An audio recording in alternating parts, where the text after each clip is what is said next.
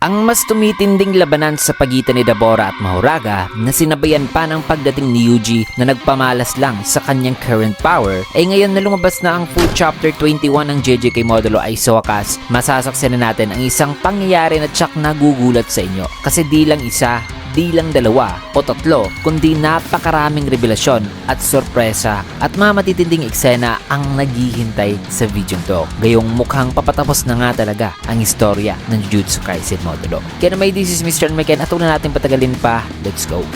俺はお前だ。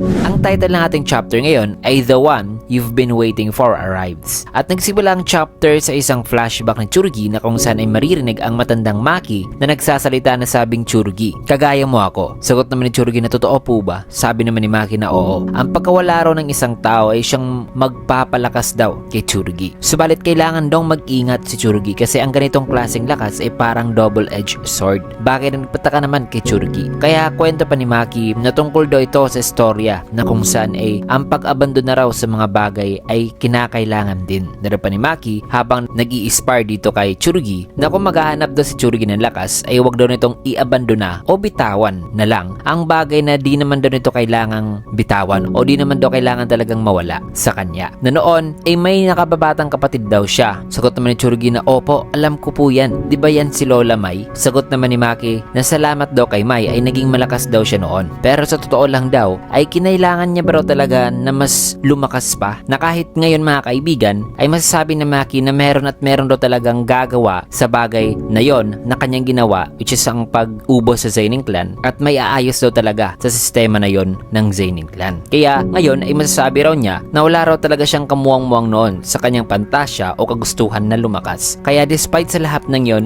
ay hanggang ngayon ay iniisip niya pa rin daw na what if mas pinili na lang daw nila noon ang future na kung saan ay nandirito pa rin daw ang kanyang kapatid na si Mai. Na walang araw daw na di niya naiisip ang bagay na ito. At habang kinukwento ni Maki ang bagay niya ay naiiyak naman siya rito kaya sabi ni Tsurugi na, "Lola, pakiusap, huwag ka pong umiyak." Matapos niyan ay balik sa present, may kita ang gulat na mukha ni Maru habang tumalsik na ang dugo na mula pala kay Tsurugi na ngayon bumagsak dito kay Maru na di makapaniwala na sabing, "Pero bakit?" Na kung sinunod lang daw ni Tsurugi o itinuloy ang atake nito kanina ay ito raw talaga ang mananalo. Kaya tinanong niya si Tsurugi sa kung bakit daw nito binitawan ng espada. Sagot naman ng naghihingalo na si Tsurugi na di niya raw alam pero somehow ay naramdaman niya raw na mali raw talaga to. Naramdaman niya na ang future daw na kung saan ay siya ang mananalo sa ganitong paraan ay hindi raw talaga tama. Bagay na nagpainis naman kay Maru na sabing hindi ito sa kung ano ang tama o mali. Diba ang lahat ng to ay para lang naman kay Yuka, diba? Sagot naman ni Tsurugi na oo, tama. Pero hindi ko na rin alam kung bakit. Kainis, 17 taong gulang lang naman ako. Sabay bumagsak na si Tsurugi na sabing hindi ko na talaga maintindihan. Ano ba talaga ang gagawin ko? So based on this mga kaibigan ay ang mga salita ni Maki noon na nagsisisi siya sa mga nangyari sa kanya noon na ikinamatay ng kanyang kapatid ay somewhat ay na-engrave ito kay Tsurugi na ngayon ay sinubukan niyang pumili ng isang desisyon na di niya pagsisisihan sa huli. Nang sa ganon ay maiwasan niya ang kagaya sa nangyari sa kanyang lola. Also nagkakaroon siya rito ng confusion tungkol dito mga kaibigan kasi alam naman natin na ang lahat ng kanyang ginagawa ay para sa kanyang kapatid. At the same time ay naiintindihan din naman ni Tsurugi na si Maru ay hindi talaga ang kalaban dito. Dahil dito ay mangyak-nyak na itong si Maru na sabing hindi yan Tsurugi. Itong Earth daw ang Japan at ang mga nakatira raw dito simula pa nung una ay sina Tsurugi at iba pa na in general ay mga tao raw talaga nakatira rito. At dito ay may buhay daw ang mga tao, hayop at ang kasama sa buhay na ito na makikita din dito sa Earth ay mga cursed spirits daw. Na parati raw ang mga cursed spirits sa buhay na may kita sa Earth. Mga being na gusto nilang hindi patayin ng mga Earthlings. Kasi aside sa similar sila sa Kalian, ay may epekto rin sa kanilang pagpatay sa mga cursed spirits na nagpapalagay sa kanilang buhay sa alanganin mga kaibigan. Kaya ano na raw kaya ang kanilang gagawin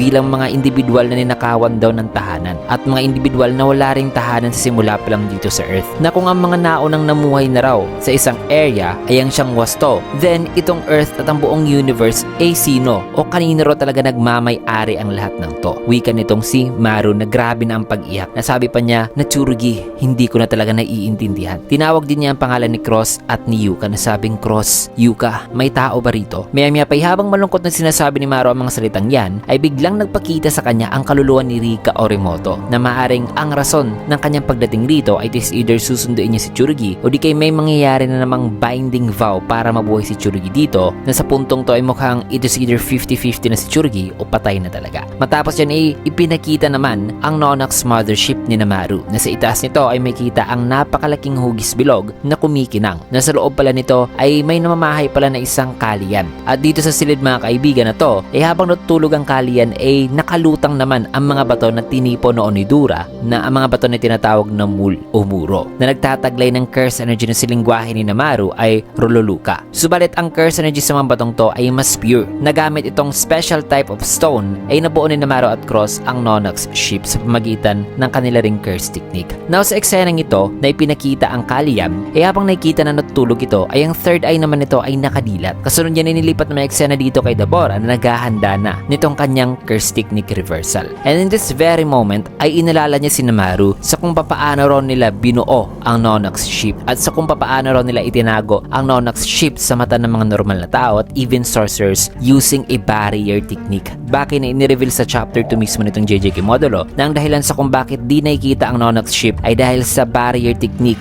na ginagamit ng mga Simurian, which by the way, judging from Debora's dialogue ay maaaring si Maru ang responsable sa pagcast ng barrier technique para di makita ang Nonox ship sa publiko, which is ang bagay na nire-recall ni Debora mga kaibigan, ang barrier technique na yan. Also makikita na visible ang Nonox ship dito sa itaas ni Debora na ngayon naghahanda na sabi nito na kailangan ko pa ba ngayong gumawa ng ganoong klaseng barrier. Natanong pa ni Debora kay Mahoraga na ang technique ba raw na iyon, which is ang barrier technique o similar sa technique na yon, ay nag-i-exist rin ba dito sa Earth? Di naman sumagot si Mahoraga mga kaibigan, kaya sabi pa ni Debora na hoy, maya-maya pa ay bigla namang umikot ang gulong ni Mahoraga na ibig sabihin ay may ina-adapt ito ngayon kahit na wala pang ginagawa si Debora. Bagay na nagpataka naman kay Debora na sabi sa kanyang isipan na ano ba raw itong sinisimulang i-adapt ni Mahoraga, na ang kanya ba rong curse energy na hindi raw siguro o di kay ang ina-adapt raw nito ngayon ay ang kanya rong existence mismo, na kung ganun ay napaka-open ni Mahoraga mga kaibigan kung ang ina-adapt nito ay ang existence mismo ni Debora. Kasi imagine kung ganyan ay maaaring ang lahat ng atake ni Debora ay wala ng epekto sa kanya o di natatalab mga kaibigan, kasi as long as ang atake ay galing kay Debora na na-adapt na ni Mahoraga ang existence ay di na talaga tatalab ang mga atake na mula sa kanya. Kung kaya't habang patuloy ang pag-spin nitong wheel ay dito na gumawa ng hand sign si Debora na sabing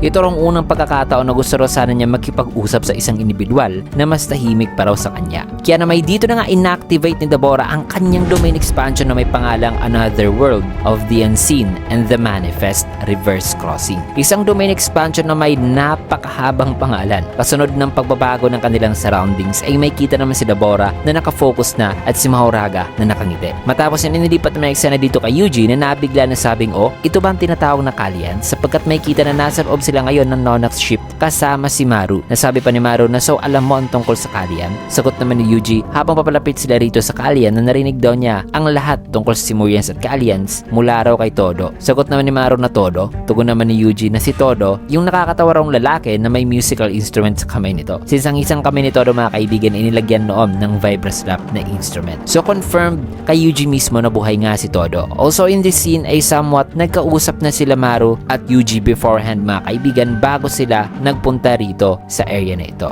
Naayon pa kay Maru na ang Kalian raw na to na kanilang isinakay sa Nonox ship ay ang pinakamatanda raw Kalian na nire-respeto at wino-worship ng mga Romilians. Sabi naman ni Yuji na parang curse spirit nga talaga ang mga Kalian. Sabay tanong pa niya na so bakit pinapunta raw siya dito o dinala raw siya ni Maru sa lugar na ito. Paliwanag naman ni Maru na ang kanyang curse technique ay nagdi-determine daw sa kung sino ang pinaka-suitable. Tanong naman ni Yuji na suitable? Suitable para saan? Sabay hinimasimas ni Yuji ang Kalian. Di naman kagad sumagot si Maru na sabing ang curse energy daw na nasa singsing ng lolo ni na Yuka at Tsurugi, which is alam naman natin mga kaibigan na may napakaraming curse energy doon sa singsing na yon, kasi sa napakaraming dekada ay binuhos ni Yuta ang kanyang curse energy doon mga kaibigan, which is alam naman natin na excluding Sukuna of course ay si Yuta ang may napakaraming curse energy reserves. Nagamit daw ang curse energy na nasa singsing ng lolo ni na Yuka at Tsurugi at ang curse energy na naibibigay nitong mga moonstones na bato, which is ang kanilang ginamit sa pagbuo nitong ship, ay sa pamagitan daw sa pag-combine sa dalawang yan naman at sa paggamit din daw ng kanyang curse technique ay gusto ron niyang simulan ang pagkakaisa ng mga Simurians and Earthlings. Subalit hindi raw niya kayang simulan o gawin ang bagay na ito nang siya lang. Kaya hinimok ni Maru si Yuji na ito raw ang huhusga sa kanyang gagawing pagkakaisa ng mga Earthlings at Simurians, na si Yuji raw ang magsiserve as a witness sa kanyang gagawin bilang si Yuji ang magiging representative ngayon ng Earth. Kaya tanong naman ni Yuji na pagkakaisa,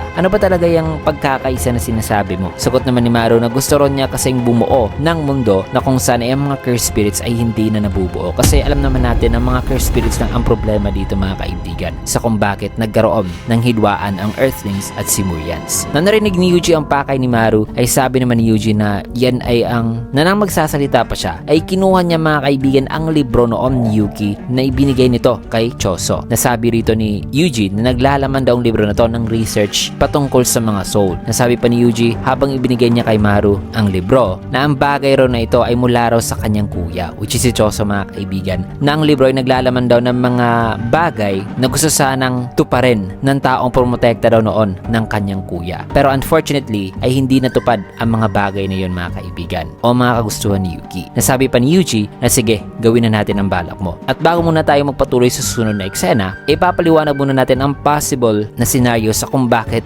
biglaan na lang na si Maru at Yuji ay nag-usap dito sa area na ito o sa loob ng Nonox ship. Na para masagot yan, ay kailangan muna nating i-refresh at i-remember talaga sa kung paanong paraan nga ba gumagana ang curse technique ni Maru. Well, alam naman natin na ang curse technique ni Maru ay nagsishare ng curse technique si Maru at Cross, at ang kanilang curse technique ay tinatawag na Chaos and Order. And it seems na ang kay Maru ay ang Order, though nagagamit niya pa rin ng Chaos since na they share the same curse technique. At ang mga nakikita natin na parang dinidefine ni Maru ang reality ay ang siyang function ng Chaos and Order na curse technique. Though masasabi natin na may iba pa itong function, at ito ang ginamit ngayon ni Maru para ma-meet si Yuji. Kasi kung naaalala nyo, sa simula pa lang ng JJK modulo sa chapter 1 ay ginamit na ni Maru ang kanyang curse technique para ma-achieve ang harmony o pagkakaisa. Una niya itong ginamit kay Yuka para mahanap si Churgi na kinidnap noon na di nila alam sa kung nasan ang lokasyon ni Churgi. Na ang ginawa noon ni Maru ay inactivate niya ang kanyang curse technique kay Yuka. May problema din kasi si Yuka sa kanyang kuya sa time na ito. Kasi ang singsing na supposedly ibinigay ng kanilang lolo dito kay Yuka ay in the end ay ibinigay ng Gojo clan kay Churgi. Kaya ay sa paglipas ng ilang mga taon mga kaibigan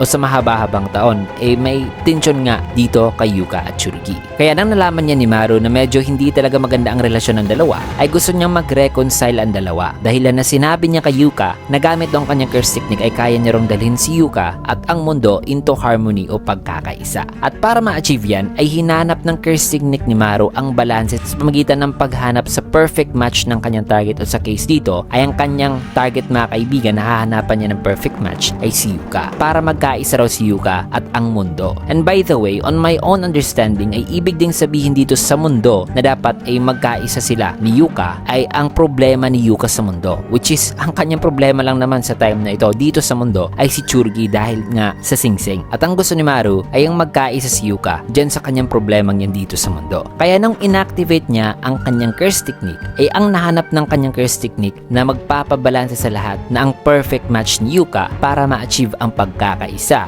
ay si Churgi. Sapagkat si Churgi talaga ang kailangan kausapin ni Yuka para magka-reconcile na sila at mawala na ang kanilang tension. Hence ay malulutas ang problema ni Yuka dito sa mundo at ma-achieve na ang pagkakaisa. Kung kaya't nung nahanap nila si Churgi ay ang paraan ng kanilang pagtunton sa lokasyon nito ay biglaan silang na-transport mga kaibigan sa lokasyon ni Churgi na supposedly di nila alam. Yan ang epekto ng curse technique ni Maru, na kahit saang lupalop ka man ng mundo, kapag ikaw nakikitang perfect match ng target ni Maru para sa kanyang gagawing pagkakaisa ay mahanap ka talaga ni Maru kasi ang kanyang curse technique na mismo ang maglilid sa perfect match ng kanyang target. At dito sa case na ito na nahanap nga nila si Churgi ay somewhat nagtagumpay din si Maru na mag-reconcile itong dalawa kasi nagkausap si Churgi at Yuka dito mga kaibigan. At from here ay medyo nawala na rin ang tension sa dalawa. So judging from that ay ang maaaring rason kaya nahanap ni Maru si Yuji ay posible na nung inisip niya talaga na gusto niyang magkaisang Earthlings at Simurians ay maaaring ginawa ni Maru ang kanyang sarili bilang ang target ng kanyang curse technique para mahanap ni Maru ang kanyang equal match bilang si Maru din naman ang representative ng Simurians at ang nahanap ng kanyang curse technique ay si Yuji, which is ang magiging representative naman ng Earthlings. At siguro before sa scene na ito ay na-transport muna si Maru kay Yuji at nagkausap sila bago sila nagpunta papunta dito sa ship. Posible nga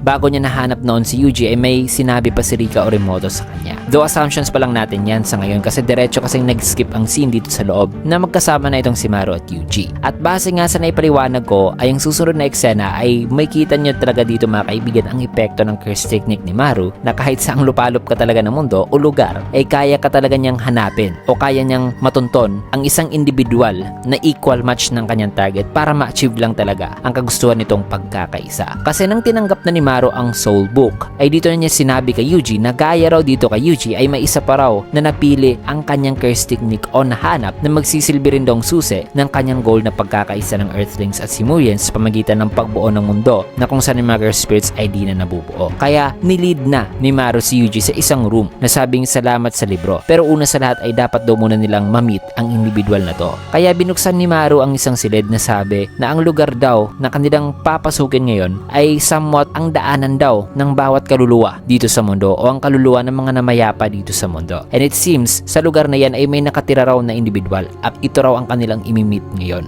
na ang siyang magiging isa sa susi ng pagkakaisa. Kaya sa pagpasok nila inapatawa naman si Yuji na sabi isang pamilyar daw na mukha sapagkat ang bumungad sa kanila ay si Mahito. So just like that, dahil sa curse technique ni Maru ay nagawa nilang mabisita si Mahito mga kaibigan dito sa lugar na kung saan tanging mga patay lang ang nakakadaan mga kaibigan na dito nga dumaan noon sina Sukuna at Uraume matapos silang matalo o mapatay sa laban. Kaya sabi rito ni Mahito na itadori Yuji na late daw siguro ata ito. Matagal na raw siya naghihintay dito kay Yuji kasi hanggat sa di raw namamatay si Yuji ay hindi raw talaga siya babalik sa mundo o hindi siya makakabalik sa mundo na ang tagal daw kasi ni Yuji namatay. So it is confirmed na sa scene na ito sa previous chapter na kung saan ay itinig si Mahito ay ang kanyang hinahanap pala talaga ay si Yuji. Kaya tanong pa ni Mahito kay Yuji na hoy, paano ka namatay? Subalit kinutuban itong si Mahito na sabing teka, hindi ka papatay ano? Sagot naman ni Yuji na pinapunta lang naman daw siya rito. Nagulat naman si Mahito at natumba na sabing ano? Hoy, napakatagal kong naghintay. Di naman sumagot si na Yuji at may kita na